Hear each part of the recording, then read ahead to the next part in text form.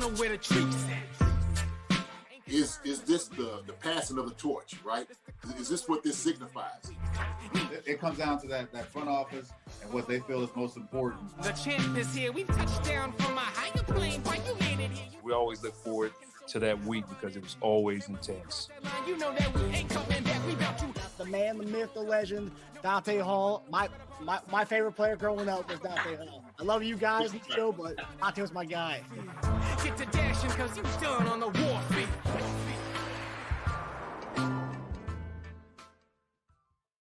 This episode of Chief Concerns is brought to you by betonline.ag. Hey there, Marcus Dash here from Chief Concerns. Just want to comment and say BetOnline is your #1 source for all your sports betting needs. Get the latest odds, lines, and matchup reports for football, baseball, boxing, golf, and much more. BetOnline continues to be the fastest and easiest way to place your wagers, including live betting and your favorite casino and card games available to play right from your phone. Head to the website or use your mobile device to sign up today and get in on the action. Remember to use promo code BELIEVE, BLEAV, for your 50% welcome bonus on your first deposit. Bet online, where the game starts. Hey everyone, welcome to another episode of Chief Concerns. I'm Marcus Dash here with the legendary Chiefs tight end Justyn Dunn. JD, how we doing, brother? What's going on, my brother? How you doing tonight? You doing well? I can't complain. Man, we got the good game coming up here this weekend. Some interesting topics for this week's show. So yeah, lots going on. Before we do, I want to first out shout out. I want to say that we did leave a message on Twitter for some fans. I know it's a live stream here, but we have a message on Twitter right now. Any fan wants to ask a question live on air here with myself and JD for a quick little chat. Just DM us on Twitter and we'll send you the link to get in. We're taking a few questions tonight. So if you guys are interested in doing that, anybody in the live right now wants to do that, just DM us on Twitter. Haven't gotten any yet, JD, but I think we kind of did it late in the day. So maybe for next week, we'll do that earlier on in the day so people can, we will. If we have some people actually come out tonight, DM us or, come in the chat and they say, hey, you know what? We want to ask a question, want to come on, we'll send you the link, personally, and let you come on, have a quick 5-minute conversation, ask a question tonight. That would be a beautiful thing. Yes, sir. JD, so we have some interesting topics tonight. Before we get into those topics, there was something that I tweeted today because I was watching First Take, ESPN's First Take, and Chris Mad Dog Rousseau, I saw you retweeted it, or my comment on our Chief Concerns account. But Chris Mad Dog Rousseau was talking about the top 5 sport rivalries. And Chris Mad Dog Rousseau, he's kind of he's a bombastic guy, very enthusiastic. He's a full-on New Yorker. But he was talking about his top 5 rivalries because they were saying how Michigan and Ohio State was a top 5 rivalry. He did not have it on his list. And he listed off these 5 other ones, but one specific one, obviously we just had this past week, the Raiders and Chiefs, he had as his number 3 rivalry all time. So he had number 5, Texas and Oklahoma, number 4, Duke, UNC, number 3, Raiders and Chiefs, number 2, Lakers, Celtics, number 1, Yankees, Red Sox. Stephen A. Smith, everybody on the air made fun of him having Raiders and Chiefs. They said that you lost me with that one. And then Awful Announcing tweeted saying Raiders and Chiefs, bunch of question marks. He's a historical. He's a sports purist. So he was talking about going back to the 60s and the 70s when he was talking about the Raiders and Chiefs. You played in the rivalry, and I'm hearing Chiefs players talk about it, hearing Raiders players talk about it, fan bases from the old school fan bases up until now. It's a rivalry that everyone knows. The fact that they're saying it's not a top 5 rivalry, obviously everyone has their own opinion on it, but everyone was killing Mad Dog. I felt bad for the guy. This is a legitimate rivalry. Yeah. The thing is, and I think a lot of people don't really know the history. That's the problem, right? And so for somebody, Mad Dog, who does know the history of the sports, they understand the rival, where it started and how it began, gives a lot more context. And so when people are saying that, they only, from their own perspective or how they're seeing it. But the Chiefs and the Raiders, man, been going at it for a long time. Shoot, Al Davis and we're talking about Hunt, Lamar, and those guys. This has been something that has been kind of a bitter feud. People don't understand, like Al Davis, how he felt about the other owners and how and just the challenge of it. But yeah, man, it's a long rivalry. He has a very good point. A very good point. But like I said, man, it's all the perspective where people just don't understand. They just don't know that. And so when they make those assertions or the comments, that's the reason. That's what it's all about, man. So yeah. Yeah, we had a lot of fans weigh in on that on Twitter, all saying yes, that should be it is a top 5 rivalry all time. Your list, because I know you're a big sports fan too, so I'm curious what your top 5 rivalries would be and where you would put Chiefs and Raiders actually. And this is all sports too, so it's not just football; it's all sports. That you know what, and that's very tough because you have to look at some of the things. Obviously, Yankees and the Red Sox, or talking about Boston. You got to think about the Lakers and back in the day, Boston as well. And so we start over time. I mean, there's just so many sports teams, but definitely, I mean, Chiefs and Raiders had to be up there for at least for me, just because I understand the context of it, right? So those are just like I said, it's all perspective. It really is. It's all based off what people think is important, what is not important. Let me see. What's another one? Ohio State and Michigan, right? And you'll say those things. So there's a lot. There's a lot that's there. Hey, man, like I said, it depends on what region of the country you're in. What are you a fan of? What will it be? Like, I wouldn't know what's the biggest rival in hockey, even though I used to, I don't know. So I'm not real versed on those things. I have no idea.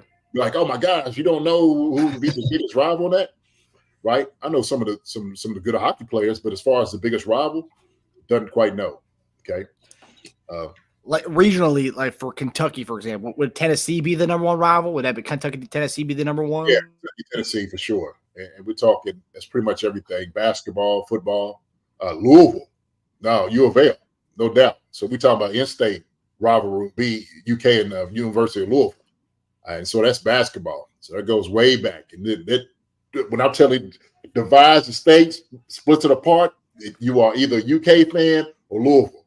Same thing, college basketball would be Duke and UNC, right? Yep. So you just have those. And people will even talk about Missouri and Kansas, okay? So there's, this is just a lot of rivalries out there. It's just a lot of them. So Kansas State, Michigan. I mean, there are a lot out there, and yes, it is regional. It's regional. It's regional more than anything else. So I think, but that's the thing that kind of goes with the Chiefs one as well. It's not regional because you got Midwest and you also have West Coast, and so it's like you're going to two different regions of the United States there. That's why, I mean, if you just look, obviously, if you know the history of it, and obviously if you should know the two teams well enough, and obviously we're a Chiefs show. I mean, and you played in it, so you know it better than I do. Right. But like, just looking at it on a map, that's two different regions of the country. Whereas most of these are like USC, UCLA. That's the Southern Cal. Like all these things are regional, and that's one that's not of all the ones on that list. Well, I think part of the problem is also too where the Chiefs have been so dominant against the Raiders. Yeah, people don't really look at it as being a rival. Yep. They just don't. So it's the same thing we were talking about, just the success of this past week. But everybody's like, well, you play the Raiders, right? Oh, you play the Raiders. It's like, well, look, the Raiders are always going to be a tough deal for us. Yeah. Always. Who was it? There was a DB said we felt like we were a better team, and we kind of let them off the hook. I forgot who it was. He was on Twitter, spouting that too. And I'm just like, look, I get that y'all have a little bit of juice because Antonio Pierce took over as a coach, and y'all do have some players. Y'all do have some ballers. I'm not going to say because the Raiders do have some team. Might be a different story as far as like a better competition if it was Garoppolo out there as opposed to O'Connell. Yeah. So they can say those things, but we understand, like, especially in the division, it's going to be a very, very tough rival. Very, very tough rival. So yeah. I thought that was an interesting one when I saw that, because like usually people, and that's the thing too. More recently, Raiders have been kind of irrelevant the last like 2 decades and stuff. So it's like, but before the last 2 decades, I mean, the Raiders were kind of like owning the division from that, like 2000, like 2000, like the 3. They were kind of like the team to beat of the AFC West, like 2003 when Gannon was there. And then obviously after that, after Gruden left and went to Tampa, And that's when the Raiders started to fall off there. And then the post-Gannon days, they haven't really recovered from. That's something that, they're still trying to recover from. Yeah. So when I'm talking about coaches, and that's kind of the thing, because there was a lot of coaches that left from Kansas City and went out to Oakland, or from, the Raiders came to Kansas City. So It was always that. That's what I heard during my time playing. That's exactly what I was hearing. I was hearing it from Mike White. I was hearing it from Al Saunders. Yep. I was hearing it from, I'm trying to think who else was kind of making that statement. And, of course, they were saying, man, look, these guys, it's not fair. The way they do things out there, Raiders, man, is a horrible way that they do it. And so they were really jaded by that. They were really jaded by their whole experience being out there with the Raiders. Yeah. So, look, I get it. I do. I get it. So there was a funny when Antonio Pierce got the job there, which is kind of cool. Like, obviously it's rivalries and stuff, and you see like people online are like, it's not a rivalry anymore. The guys, and this is one thing, like, and you can speak to this from a player's point of view. The rivalry is the team, right? The players don't hate each other, and that's the one thing. Like, someone's like, oh, it's not rivalries aren't the same anymore because the players, like, they take pictures afterwards, they shake hands and stuff afterwards. Back in the day, they didn't do that stuff. Like I mean, like, you tell me back in the day, Len Dawson wasn't friends with some of the guys in the Raiders, like Daryl LaMonica and Len Dawson weren't fine with each other. I mean, I'm sure they were. So, like, people say, oh, they hated each other back then. Now they take pictures with each other. It's like, no, it's still the rivalry between the two teams, not players hating each other. And I'm sure some over the time have, but, like, come on. Yeah, but we understand it's not quite the same. The way guys travel now, it is a little bit different, because these guys, they hang out with each other during off season. And so where, back in the day, you didn't really get to see guys. And then maybe if you see somebody on, social media now, right, you kind of get more versed with them. They go on each other's shows. So it's the whole internet has opened up a whole different window for guys. Same like the NBA guys. All these guys came up together. They all played AAU together, traveled together. So that's exactly what you got. You got a lot of those different things because those guys just knew each other. So it wasn't really, that big of a rival. Now, look, here's the thing. If you're a guy that loves to compete, you're going to challenge a guy. It don't matter if he's your friend or not. So it's almost the same like what Kobe said, like, look, I don't care. Like, if that's my friend, I'm going to knock him on his tail. That's exactly what I'm going to do. So. And there's certain guys like in the NBA still, I don't know about NFL so much, but the NBA, like Russell Westbrook, for example. Russell Westbrook, if on this court that night, he doesn't talk to the other team. They will talk to no players. After the game's over, he's final. He'll talk to you, but during the game, doesn't talk to anybody from the other team because during that 48-minute period, that's not my friend. For that 48 minutes, that's not my friend. After the game, yeah, sure. Before the game, yeah, but 48 minutes, I'm locked in.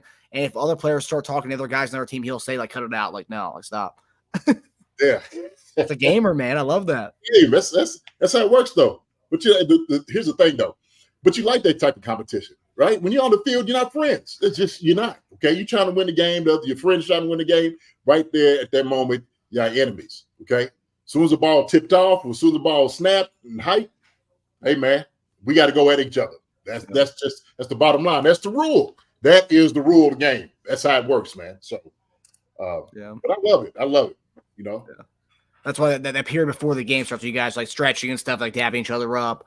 Like that's probably the last, like, I'll talk to you after the game. Like during the game, like, I'm gonna be locked in. Well, you talking smack all the way through. It's just the same thing like Tyreek was doing, with the Chiefs all season, all during before the week of. Then he get out there for the warm up. It's all handshakes. Hey, how you doing? He goes to Big Red. Punches him in the stomach a little bit. They hug each other. Hey, man, have a good game. Be safe. And so if it is your friend, if it's people that you do know, you don't want anything to happen to them. You don't want to get hurt, but you do want to go against them. Okay, you want to better, that man. That's what you want to be able to do. So it's fierce competition out there. It's fierce competition, and rightly so. It should be. It should be. Yeah. No, yeah. It's just an interesting conversation. The whole rivalry thing. It's just, it's cool because we are part of some of the greatest rivalries, and that's the thing. Like and that's the thing too. Chiefs, Raiders, but you also played with the Eagles, and you also could say the Cowboys are a huge rival. The Redskins at the time, but Commanders, Giants. So like you've been a part. You've been lucky because I would say AFC West and NFC East probably the best. Yes, like the more modern day times, you have the Ravens, Steelers, and the whole AFC North stuff. But I would say the best two divisions of rivals it's definitely NFC East and AFC West, and you were lucky you got to play in two of some of the most old school like rivalries in the NFL. It did, yeah. That Philly was tough with Dallas, you know, and so that was real big. It was real big.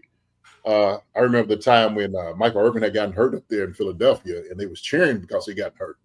It was rough in Philly, man. I'm trying to tell you, it was rough in Philly.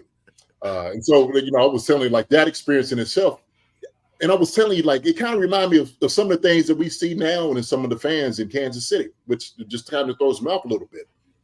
Because, you know, some rough customers up here in Philly, man. They do not, you know, if you're not doing well, the team, they'll let you know. I guarantee Jalen Hurts and them are still getting some hate. Still getting it because they're not doing enough, right? They're not scoring enough points. Or why we got to wait till getting it down to the wire to win games. Or come back at the end. We should be dominating. And so that's some of the bitterness that you're going to get. But, hey, man, I like you said, I've been part of some really heavy rivalries in the NFL. But it was, you know what? I tell you what, I was better for it. I always liked going out there to Oakland. I always liked being out there, you know, on the field. Because at the end of the day, when it was all over, all the fans that was ragging on you, spitting at you, you know, calling y'all different names, at the end of the day, when I was saying goodbye to them, they, you know, they waved and like, all right, we'll see you next time. We'll get you next time. And so, you know, you had some of that friendly parts of the fan, you know, and that's a good part of what sports really brings to people, you know, is people keeping people together. And also too, like the fact that like you were a part of some of the best rivalries of all time in all sports. It's pretty amazing stories to tell. I mean, because you are kind of unique in the sense that you can talk about the Cowboys-Eagles rivalry, the Raiders-Chiefs rivalries, and that's like not everybody can say they're a part of some of the best rivalries in all sports, which is really cool. Oh yeah, yeah. And also you talking about how like the similarities between a lot of what the fan base is talking about, like it kind of like the Philly, not negative vibes, but being overly harsh with the squad. There was a period with the Chiefs, and some of the guys in the chat or some people in the chat can attest to this, like that the end of the Matt Castle, Scott Pioli era, when Matt Castle got a concussion, there was a large part of people in Arrowhead clapping and applauding him getting a concussion. And after the game, Eric Winston, the tackle, went off on the fans about how like they shouldn't be clapping for one of the players getting hurt in the game and stuff. They want a Castle bench for Brady Quinn. Yeah, it's crazy. It's crazy. It's bananas. I remember that very well. Some dark days there.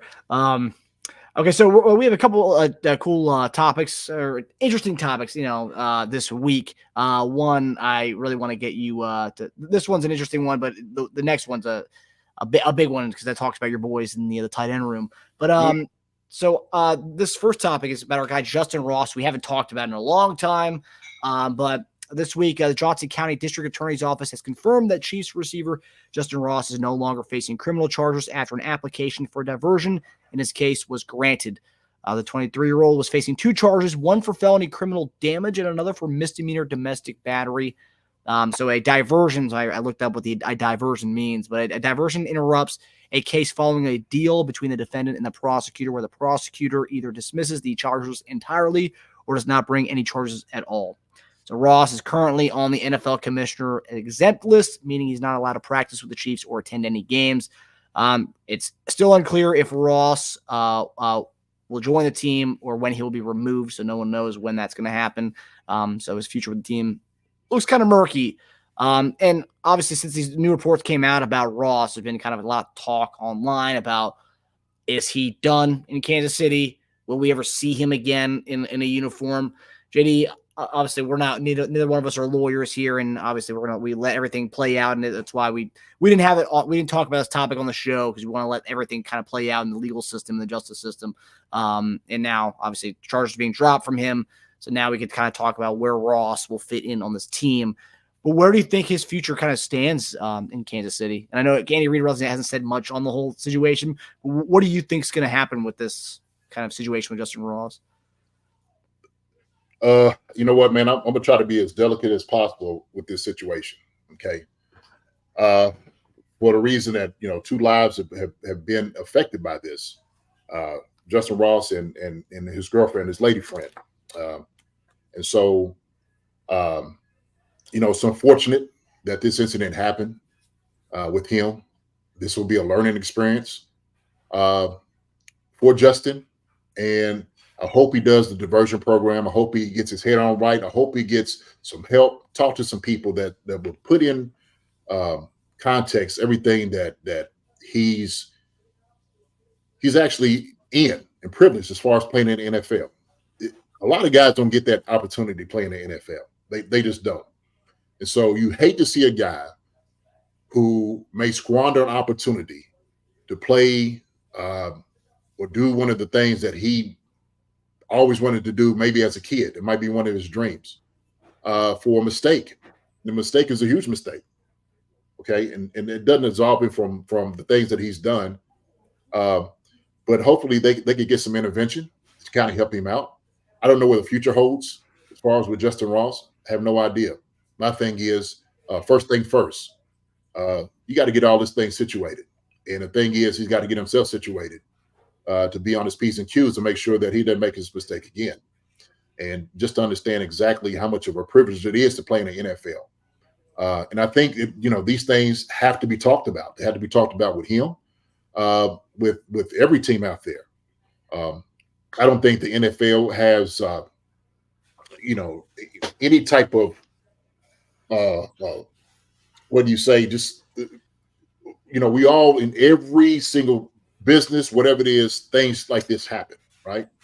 The NFL is no different from any other business, school, attorneys, lawyers, that these things happen in life. But like I said, I think first things first. He's got to, worry about the legal things of it. I don't care if it's a misdemeanor or not. He shouldn't do it. And that's not saying that the guy shouldn't get a second chance. He made a mistake. I don't think it needs to be defined by that mistake. And I think if he comes in apologetic, I think if he learns from it, like I said before, then you kind of move on from it. But as far as as far as with me, I just don't know. I don't know what the Chiefs are going to do with this. But I know it just doesn't bode well for him being caught up in a situation like that.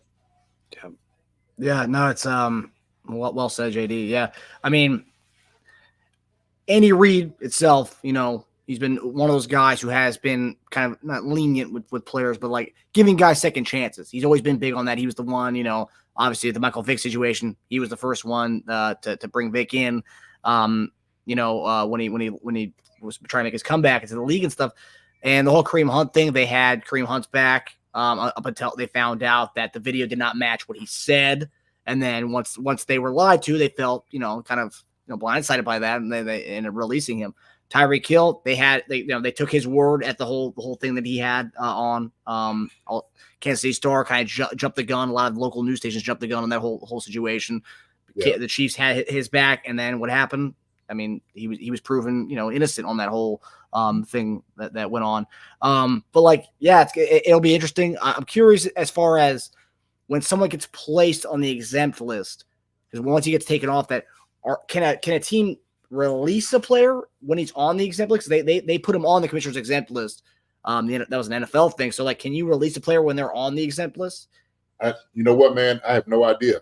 I don't know. I don't know. I don't know that much into it. It's being on the exempt list. No idea, to be honest with you. All I know, and like I said, and I stand behind it 100%, is, we just make sure we get him some type of help. Okay. Yep. So like I said, we don't want his life to be ruined by it. And also too, for the young lady to make sure that she's okay and everything's fine with her. And so, like I said, we got to be very delicate with these type of situations. But like I said, it doesn't absolve him from anything. I think with somebody who makes a mistake like that, you do need to go ahead and reach out to him and say, hey, listen, you know what? We understand you made a mistake, right? But there are some things, like you said, some therapy or things that he needs to do to get him back together. To me, getting on the field is secondary. It is. So the main thing is just getting his life back together, right? Of just understanding, look, man, we got to make sure we put these things behind you. And so Andy Reid, let me put it this way. Andy and the Chiefs organization do a very good job of having people to talk to. Okay. We have, therapy and counselors just through the NFL in itself. All right. We have a very extensive network to help out. And so, it may go to Roger Goodell, but from just the player's perspective, from the NFLPA, our union, we have guys that reach out. We have a lot of veterans that may have went through similar situations, okay, made similar mistakes, and of course, in some anger, he did something that's wrong, and he needs to atone for that, no doubt about it. So, like I said, if he's apologetic, he gets through the therapy, and he understands, and we see like, okay, we understand he made a mistake, whatever it was. Then that's a whole secondary thing, a conversation to do as far as getting into the NFL and playing. Yeah, agree, 100%. Yeah, Yeah. I wish him the best. But yeah, wish him the best, man. Praying for him, praying that everything goes well with him, right? Because that's what it is. That to me, that's important. I don't think anybody's life needs to be ruined, for a mistake that they made, especially something like that. I don't know as far as if it was a physical thing, how bad it was, right? And if you just look at it, but nobody needs to put their hands on nobody for no reason, So yeah, that's that with it. Yeah. Yeah. So I guess we'll see how everything plays out with that, because this is something that I think we've had a comment before. Someone asked on one of the videos we had why we haven't talked about it. We want to let the legal system and the kind of the criminal justice system kind of play out, and then we were going to talk about it. And so here we are now. So this is the chief concerns talking about the Justyn Ross situation. But yeah. Look, and I think everybody, all of us, everybody wants to be treated with some level of grace, okay? And I think it's important that we all be given a level of grace here, right? And so, that's the thing that we got to be able to give to him, right? Like you said, the legal system, let it play out the way it's supposed to play out, okay? We're not lawyers, not any of those things. When we make decisions, we talk about some, guys on the team and whatnot. Our lives are more important than just the game. It's bigger than that. So we want him to get right on track with his life more so than anything else, right? Yep. And after all, like, this is something that I read, like, it's right now, like, with this whole diversion program he's on, it's a second chance for him to come back, especially someone who had such a great like comeback story with his whole spinal fusion that he had going on. So like, it's so yeah, hopefully everything kind of pans out for him and his significant other with their whole situation. So our next topic here, we're going to go to something that I know everyone in the comments is going to love this, because everyone loves when you spout off, JD, when you go off on stuff. So I have a feeling we might see a little bit of that tonight. All right, so we're going to talk about so Travis Kelce. The big question is, he losing a step? And this is something that's been talked about a lot. And then we have this podcaster, former NFL scout, John Middlecoff. He's also the host of 3 and Out podcast. Had some interesting stuff to say about Travis Kelce, and he kind of took it all in and kind of compiled what everyone's been what a lot of people have been saying. But, he actually went off on the Colin Cowherd's podcast and said it. But here's his full quote.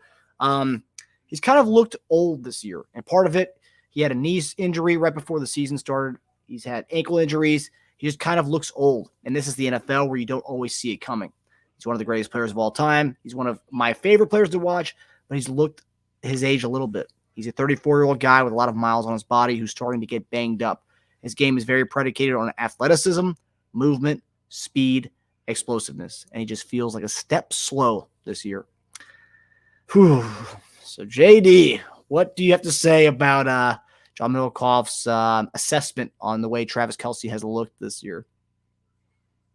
I'll tell you what, man. When I first seen this, I'm always looking at people are trying to push Travis Kelce into retirement or almost into an early grave. That's what it seems like to me.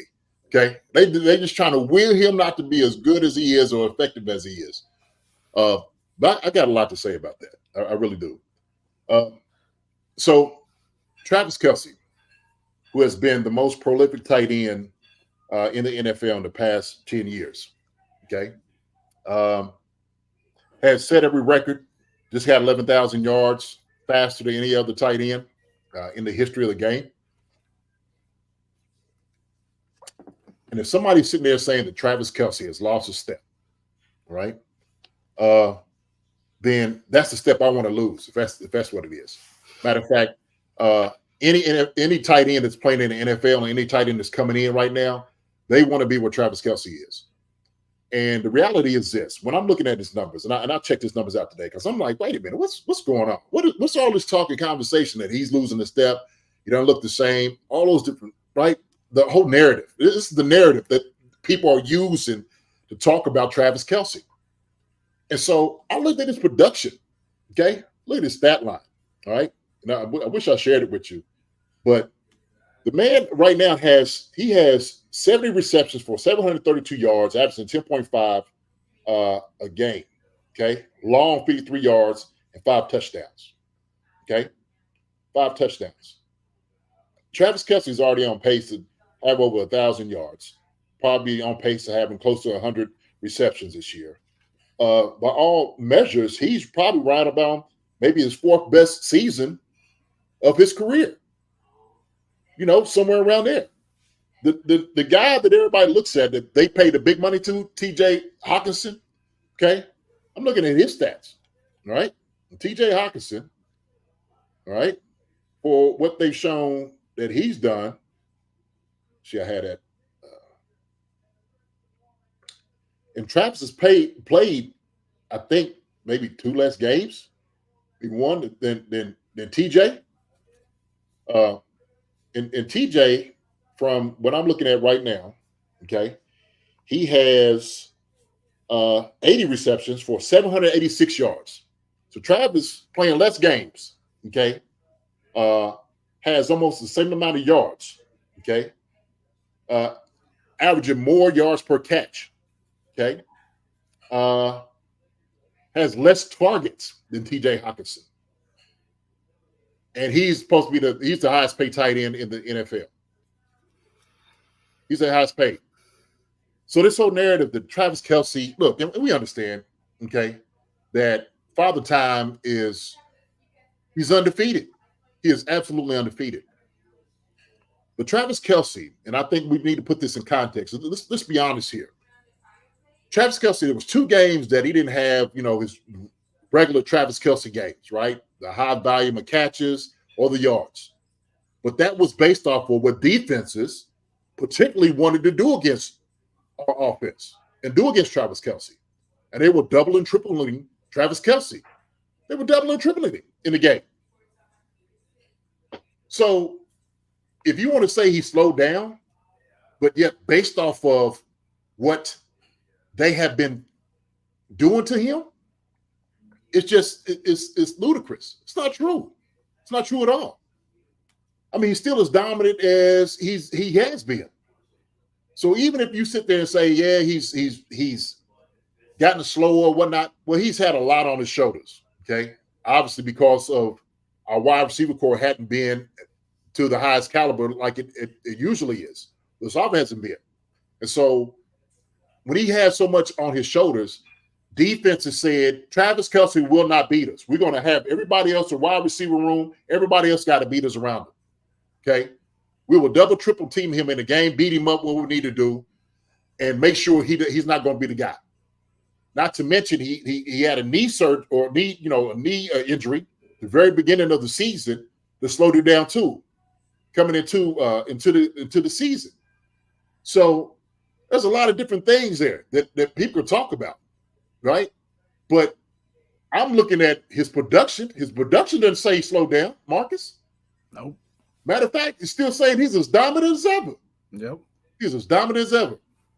And I get, if you're sitting over here and you got to do everything because everybody else ain't right around you, okay, then that makes a lot of sense.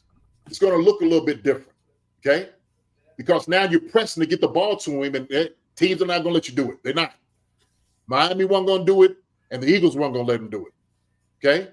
He had a couple of drops. Obviously, he had to fumble in the game with the Eagles, right? But, yeah, slow down compared to what? Right? Slow down compared to what? It's my man right here, Hamburger, man. I'm going to see if he can come into the show. I think I'll send him the link because it'd be good to talk to him about the Travis Kelce. But here's the thing, man. Like, we keep trying to push Travis Kelce as not being Travis Kelce. We are sitting over here talking about a guy like Batman. Batman might get a little older. He gets a little bit better as far as a little bit more clever what he's doing, but he's still Batman, right? He's still Batman. So, yeah, if we call him losing a step, he still stepped above everybody else in the league at tight end in that position. It's crazy to me. It's crazy to me. So they keep saying this, man. I don't see it. I don't see it at all. Man's only been in the league 10 years, okay? This, to be honest with you, 10 years, he's still in his heyday. Believe me. He's still doing his thing, all right? He's still as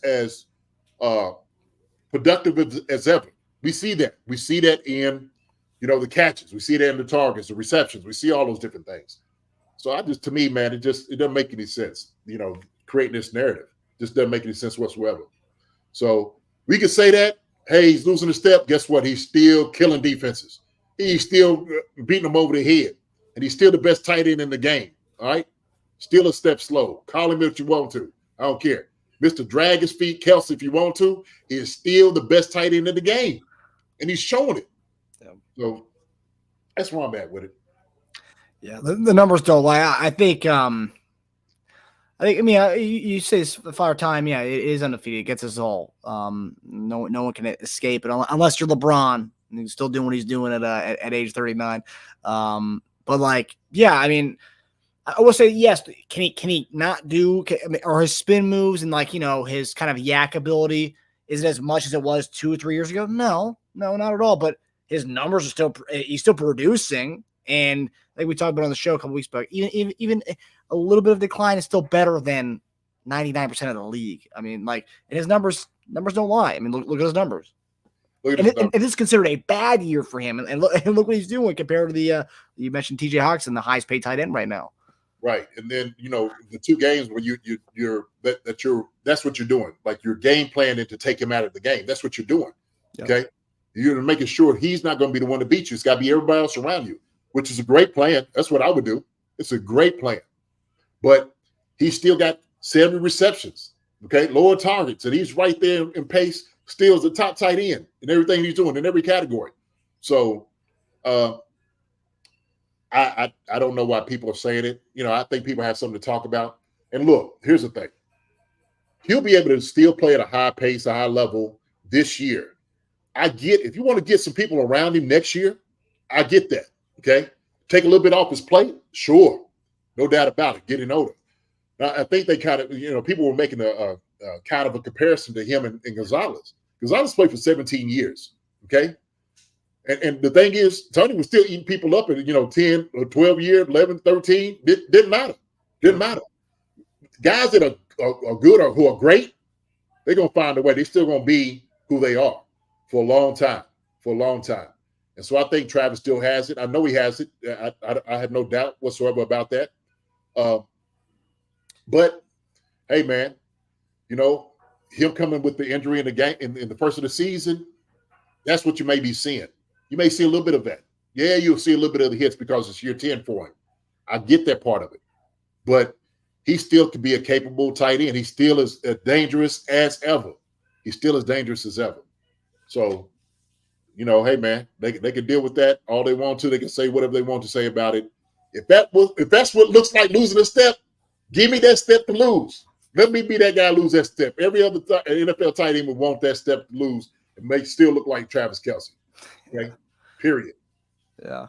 And also, too, you kind of mentioned it. He's being the defensive game plans are doubling him, but also, too, and I think our guy Micah said something here that I kind of agree with here. Where is it here? Oh, my gosh. Sorry. Travis Kelce is still setting records for this narrative about him being, is a bit of an exaggeration problem as Kelce cannot carry all the load. And not only is he getting doubled, he's also had to be the main guy in a whole room full of young rookies who are still, or not rookies, but young guys who are still trying to get the hang of things. Sure, it's kind of impossible. Not impossible, but it's kind of a tough task for a guy in his going on 34 now. And here's the thing. What I see, and it is a huge task, but now what you're starting to see, the ascension of Rashid Rice, okay, starting to come out, which will take a little bit off Kelce, maybe getting double teamed, because now Rashid Rice becomes a much more capable receiver, a much more dangerous part of our offense, okay, which will, in hand, have more opportunities for Kelce to catch more footballs. All right. Because that's what you was really looking for. You're just looking for one wide receiver to step up or two to kind of takes that pressure off of him. That's what will happen. And so it's at the right time. Rashee Rice is coming up when supposedly Travis Kelce is coming down. Is he coming down? I don't think so. Not at all. It's crazy. So we had a question from our guy. I think it's our guy Matthew Ambergy. Slowed down compared to what the competition of the past years, and he's coming on the show right now to ask that question to you, JD. What's up, fellas? Bird, my brother, what's going on, man? Not much, man. Just enjoying the show, man. Y'all do a hell of a job. I really dig it. Appreciate it. I appreciate it. But go ahead. No, I was gonna say, man. Any encouragement, man. All the blessings we get from you, man, is always welcome, brother. This is my guy, Matthew Amberger, man. We actually coached together at Kentucky State University. Oh, really? Okay.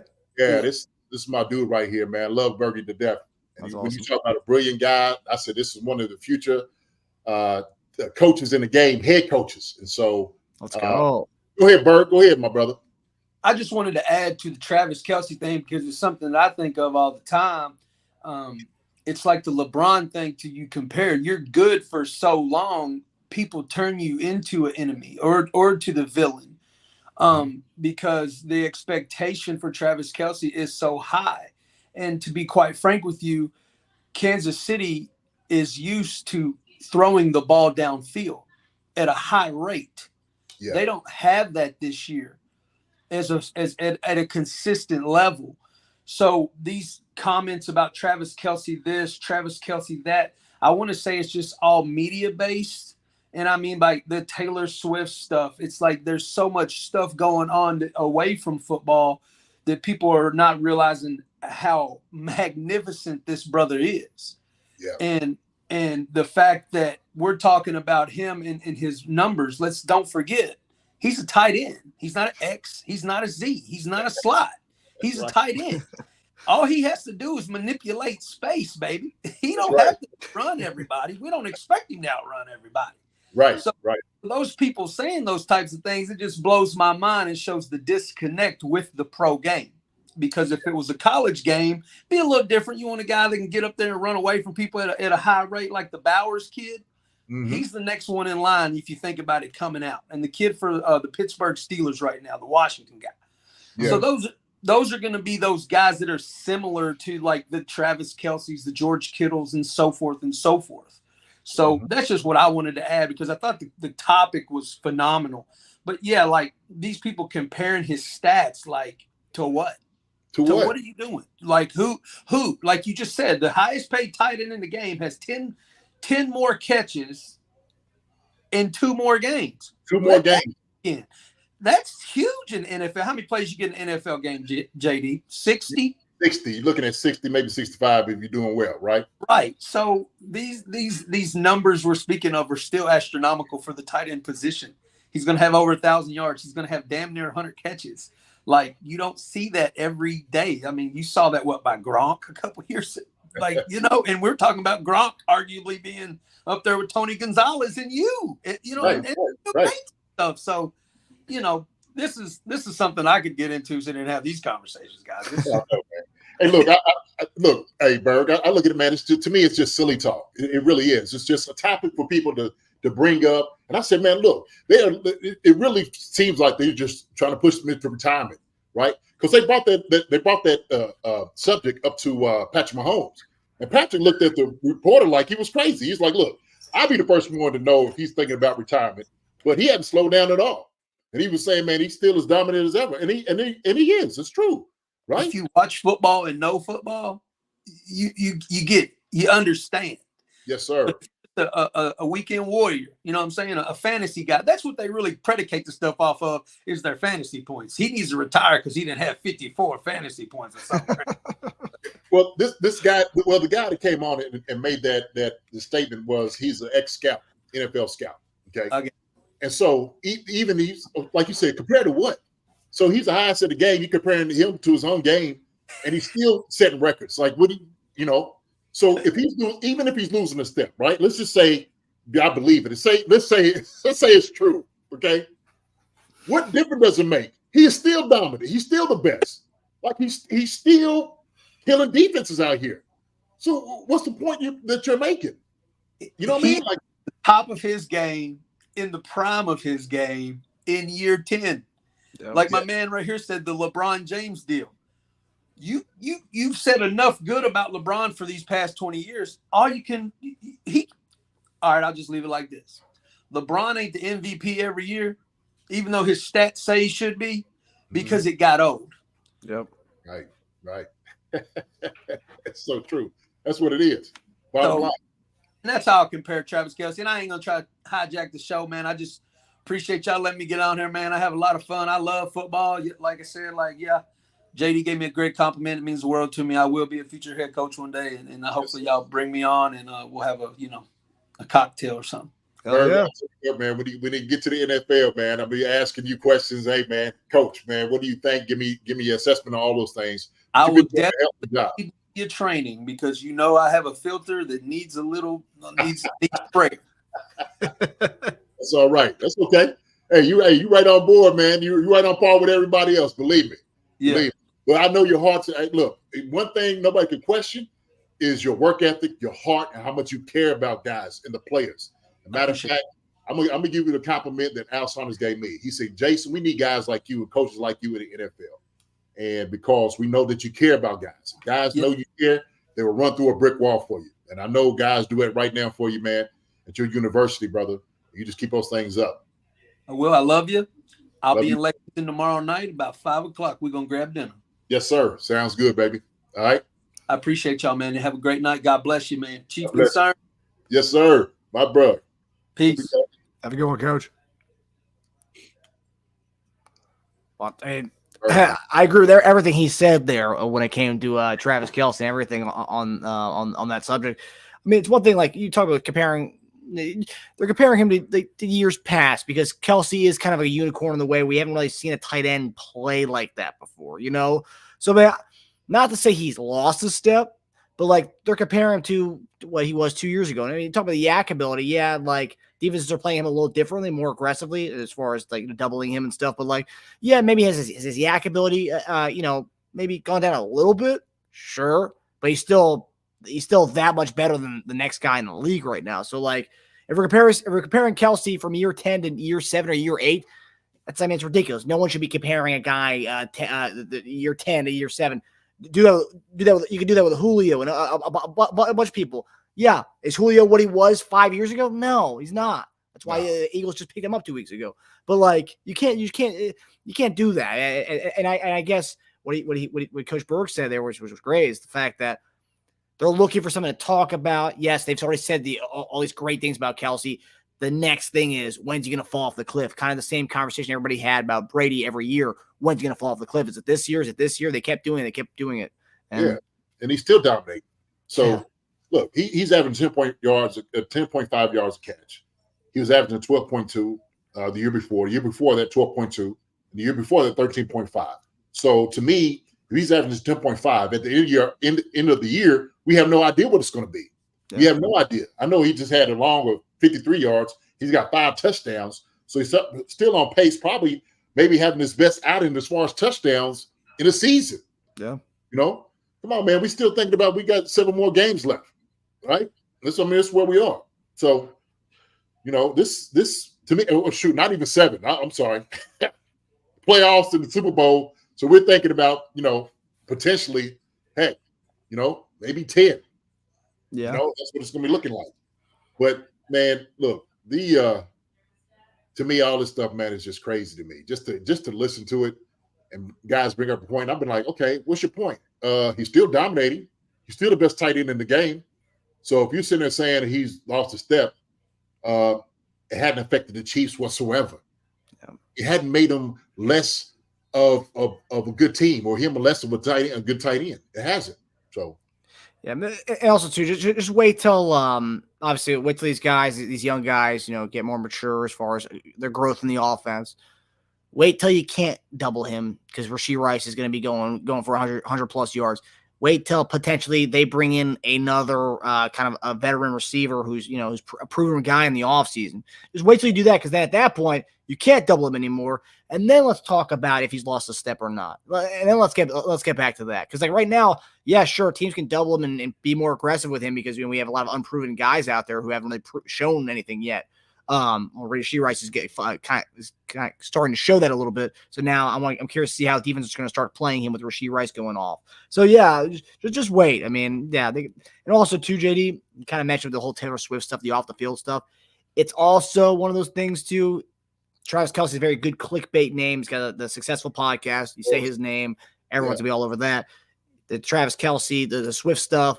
That's bringing more. It's broadening your demographic a little bit. You're getting more people tuning in. You say one thing about Kelce, you got the same people who listen to it, but then also a lot of newbies who are listening to Travis Kelce stuff. So, yeah, it's a very good clickbait type name to talk about right now, and especially in a negative light. Oh, of course. But like you said, like LeBron, man, you're gonna get the negativity. You're gonna get the haters, right? You're gonna get the opposition because you're good. Okay, so hey, man, if they're bringing you up because they're worried about you and you've been doing something great, hey, keep the hate coming. Keep it coming, right? Yeah. Did you see the I saw a story on, it's just kind of in regards to Travis Kelce, the singer / actor Machine Gun Kelly, who's also a Cleveland native. He also said he would give Travis Kelce $500,000 to leave the I think it was $500,000 to leave the Kansas City Chiefs to go to the Cleveland Browns to come back home. $500,000? That ain't enough, Machine Gun Kelly. You're gonna do better than that, buddy. I think it was $500,000. I let me look at the numbers here on that ain't one. No way. Ain't no way. $500,000. Yeah, $500,000 for Travis Kelce if he leaves the Kansas City Chiefs to play for the Cleveland Browns instead. Hey man, look, he's a Chief. This is his home. He loves Kansas City. He could always fly to Cleveland. So, hey man, Machine Gun Kelly, it ain't gonna happen. Not now. Hopefully not ever. But if he does, let it do when he's good and done with the game. Yeah, let it when he wants to do like a 1-day contract where he puts on a Browns jersey for 1 day little deal. And look, to be honest with you, I don't even know if he would want to even entertain something like that. I think you want to go to a place that you legitimately have a shot to win a Super Bowl, legitimately. So why would you want to go to Cleveland? Yeah, I think this is an interesting one. This Colin Cowherd, the guy, what's his name? Middlecoff went on his podcast. But one of Cowherd's biggest things in regards to Travis Kelce, because he was kind of defending the fact that Travis Kelce, everyone knocks him for not being the highest paid tight end, and it's like he values other things. He values winning, and also like the opportunities he has gotten as far as the State Farm commercials, all these other things he's doing, the popularity that he has. If he was on any other team that did not have Patrick Mahomes, did not have Andy Reid's creative playbook, like he probably wouldn't be getting these opportunities, direct TV commercials. He probably wouldn't be as in your face if he was on the Browns, or another team, Yeah, I can't think of another tight end other than George Kittle that's getting that type of national media. Hawkinson isn't. No, he's not. He's not. No. Yeah. Plus, they don't have his personality. Travis got just his personality and who he is. Is something that people covet. Shows covet. I mean, sucker was on dating Kelce, right? It was like the 50. I've never seen the show. I've never seen it, but I heard about it. But yeah, man, to me, hey man, he's a marketable guy. Like I said, everything about him, his character, personality, it's one of those things that people gravitate to. Yeah. Yeah. I think is it another active player who did a dating show besides Kelce. The only other one I can think of is Jesse Palmer. Remember he did Bachelor. I think he was one of the first seasons of The Bachelor. Yeah. But he also wasn't playing though. He was like, third string, kind of. Yeah, keeping the depth chart guy. I'm trying to think. Did Jason Sehorn do one too? I don't know. But yeah, I don't. I just remember as a kid. I remember. That's like the third string quarterback for the Giants. He's on the show. Yeah. I was never watched some shows, man. Hey, have at it. Have at it. People love them, man. And I have some of my, not to make this a male or female thing. I have some of my dude friends who are like, oh yeah, I'm watching The Bachelor, and I'm like, what? You been watching The Bachelor? Oh, well, my girlfriend got me to watch, and and she got me hooked on it now. Like, what? Come on, man. No, man. People like things for different reasons. Hey, Yeah. go ahead, Some like the cheesiest one, and I think they have like the Golden Bachelor now, so it's like a 70-year-old dude who's trying to find his like next love or something like that. Yeah. I think so I was at my mom's house and it came on, and I'm sitting over here, and I'm like, well, you were hooked. Yeah, well, no, they covered the bases. It was actually what was interesting was the stories behind the women who had gone through divorce or widowed or whatever it may be. Jason Sehorn is married to Angie Harmon. Okay, but that was the story, and so I thought it was kind of it was cool to see the older women at that age, the things that they were looking for in a relationship, and while they were coming in for the love of their life or wanting to have this moment with this guy. So that was cool. I was like, oh, okay, I kind of dig this. They got something for everybody now. Yeah, but hey, I tell you what though, what the funny thing is, so he's like a 70-year-old guy. That Joker was overwhelmed. Yes. Listen, okay, and I'm telling you, when you see The Bachelor when they was younger guys, guys are really rambunctious, confident, arrogant, all those different things, right? And then you see a guy who's older, like in his 60s, 70s, he was like, oh my gosh. Like the personalities, like, women age gracefully, okay? Like into themselves and the depths of who they are. Yeah. He understood, like, man, I don't know what to do with this. He knew his hands was full. He knew his hands were full. And so this perspective there that you see of just a well-rounded woman comes in and knows everything that she wants. I'm not saying the women don't know when they're younger and stuff like that, but it's a whole different perspective. That's why I'll say it. I'll say it that way. Yeah, when you're that age, I feel like male or female, I feel like you kind of know what you want, you know what you're looking for at that point. You kind of have your type, you have the kind of person you want at that point. I mean, I feel like I don't know when I'm 70 if I'm gonna know what I want, but yeah. But he when the ladies was coming in, man, I could just tell on his face, boy, he was like, this is a whole lot. This is too much for me. Too much. It was too much. All right, so we're going to go to our final topic here. We have game picks. So obviously, Mahomes will be making way to Lambeau Field, the historic Lambeau Field. It'll be the second time Mahomes will be going up against Jordan Love. Last time, Rodgers had the whole COVID thing. Was the last time. Yeah. But yes, Chiefs are a 6-point favorite at Lambeau Field on Sunday Night Football on NBC. So that'll be fun. There'll be a nice little primetime game for us. So it'll be a late night post-game show. But JD, who do you have in this one? And what is your score prediction? Total points for this game is 42 points is what Vegas has the total points for this game. 42 points, really? Pretty low. You know what, man? Look, Green Bay's they're a good team. Jordan Love has been playing a lot better than what he has. Matter of fact, at the beginning, he was being very dominant. They were winning a lot of different games. And I know this because I had him up on my fantasy, and he was killing it for me. And then all of a sudden, what ended up happening is they started losing some games. And I think defenses started getting a little bit more clever as far as how they were disguising the defense against him.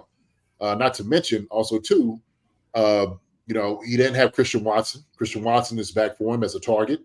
Romeo Doubs, is a guy that I liked. I wanted to get him in the draft. I wanted to be a Chief.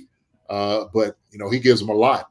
Not to mention, we know you got Dillon is another guy that is going to be able to do some things. Jones, I think Jones is playing, right? He's not on the injury reserve or anything, right? I mean, he's got a questionable tag every week, but I think he's playing. Okay, but we know they have a good offense, and so That's the thing about it. They don't have Musgrave at tight end, so that's gonna affect them somewhat. But I think it's gonna be a good game. They got a good defense as well. They got a very good defense, so that's gonna be a good challenge against especially our up and coming wide receiver group, who's still, progressing to get better. Hopefully, we're building off what we did last week. Okay, out there in Las Vegas, go ahead and put another 30 points on somebody. Okay, especially these Packers. And the thing is, man, look, it's that atmosphere up in Lambeau is electric.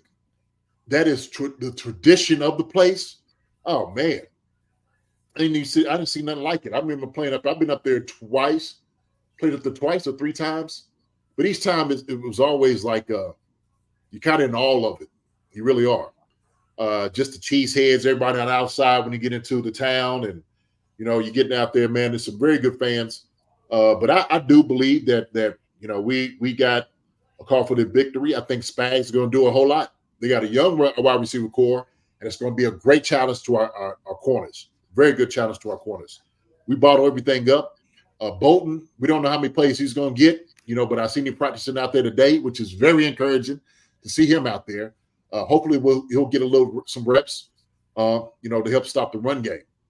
But as far as I see it right now, Marcus, I'm looking, if we're doing everything that we did last week, I see us probably going 35-17. Oh, wow. Yeah, I think it's going to be a high-scoring game. I do. I will say they've started to come on as of late. They actually started. I mean, you saw them on Thanksgiving. They surprised. They shocked the entire world when they beat against Detroit. Right. They didn't let Detroit do much of anything really in that game. No, but my thing is this: you got a much better quality quarterback, okay, than Goff. Yeah. All right.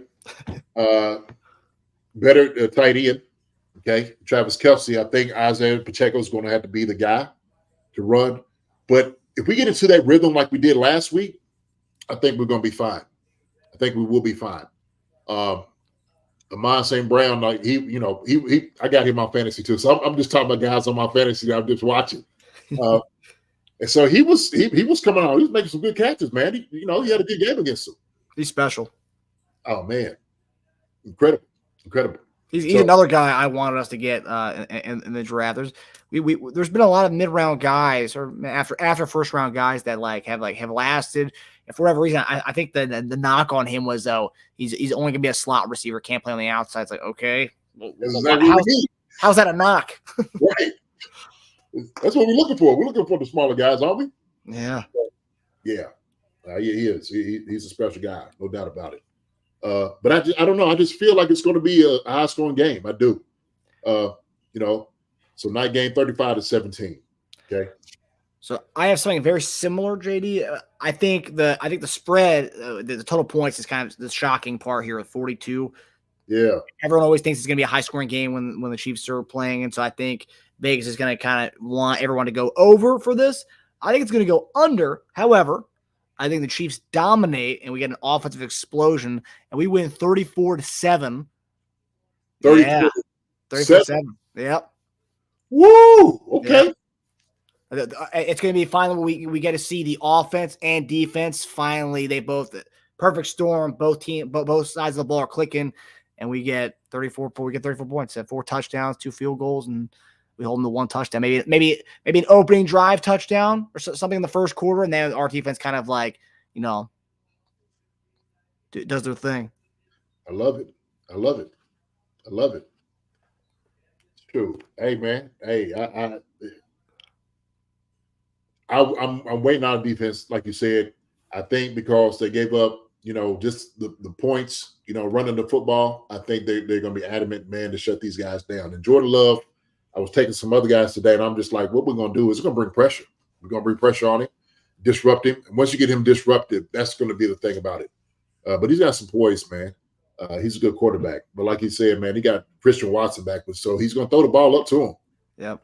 And Dobbs too. So they have some good young receivers there. Jaden Reed from Michigan State, the rookie. Yes, Reed. How about Reed? Reed also. Yeah. Yep. So, yeah, they got some guys, no doubt about it. Yeah. Talk about a team that has a lot of young weapons. That's a team right there. And I'll tell you what, that receivers coach has done pretty well with those guys because all those guys have contributed in ways that maybe some of our young guys haven't. And so I do want to praise the I know everyone's been dogging a lot of receiver coaches around the league, but the Green Bay's receiver coach, man, to lose Devontae Adams and then to have Dobbs, Watson, Reed, and there's a few other guys like I think that guy's his name's Mix, I think, or Nix. That guy's also stepped up too. They've had a lot of guys who stepped up on from wide receivers in Green Bay. So kudos to that wide receiver coach, whoever that is. Yeah, but we knew the guys that they got like Watson, Reed, and Dobbs. The things they were doing in college, to me, it kind of just it jumped off the screen. Yep, it really did. So I knew they were going to be good. Because we had talked about getting Christian Watson here as a wide receiver, right? That was the thing. It was between him and Pickens and Gascon. So yeah, I think after all, I mean, you obviously do see this stuff, but I will say I think you're like a wide receiver guru, a whisperer over here. You got Tank Dell. That call obviously he looked great in college. Played Houston stuff, the AAC. But like the fact you're like, nah, that's a guy who's going to do well in the NFL, and he's just tearing it up. It was fit on mold. What would you need to do offensively? He was going to be that guy. I said, man, we got to go get Tank Dell. But it's all right. Yeah, Houston's got a special one. For sure. Yeah. All right, everybody. Well, that does it for us. We hope everybody enjoyed the episode. I do want to say for all the new subscribers we've got an influx of a lot of new subscribers recently. JD and I will be launching from December to the end of the month. I'm going to try to get the goods sent out to you guys maybe by the first week of January. We're doing a 5K giveaway. So we're about 400 subscribers away from getting to 5,000 subscribers. Hopefully trying to get that by the end of 2023. In doing that, for all we're going to do giveaways on Twitter. If you guys retweet and then subscribe and screenshot that you're a subscriber to the account, we'll be randomly selecting a bunch of goodies. Corey the artist is giving us some stuff. We have a ball, the commemorative Super Bowl bowl that we'll be sending out to everybody. So yeah, 5K giveaway we'll be giving out to you guys all throughout the month of December. So everyone get in your subscriptions and also retweet the post on Twitter. I'll be posting that up within the next 2 days. Maybe some nice little hats and stuff like this too, man. We have some other stuff. Yeah. Oh yeah. Yeah. So yeah, again, giving a shout out to everybody who's been on the stream with us. I think we like doing these live stream for our episodes now. We love it. We love it.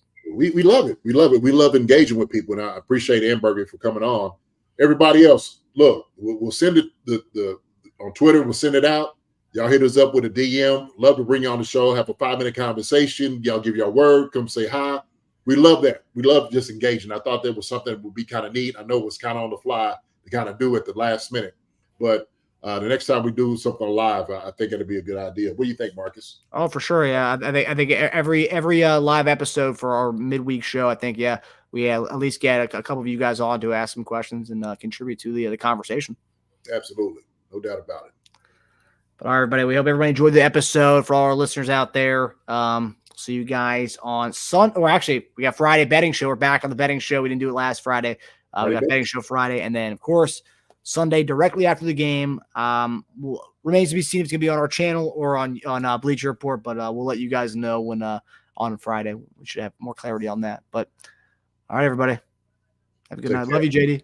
Love you too, brother. Hi, everybody. Thanks for watching. Subscribe here to get the latest from the show. Also, be sure to check out the best clips from Chief Concerns. And if you prefer to listen to the show, subscribe and follow us on Apple Podcasts, Spotify, and anywhere else you get your podcasts.